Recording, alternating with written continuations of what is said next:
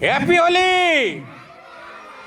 Happy Holi, happy Holi. नमस्कार, नमस्कार, नमस्कार।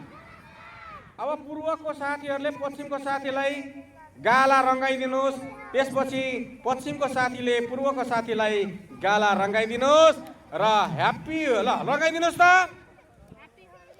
गालामा रंगाइदिनुहोस्, गालामा रंगाइदिनुहोस्, एक आपसमा रंगाइदिनुहोस्, माया साटासाट गर्नुहोस्।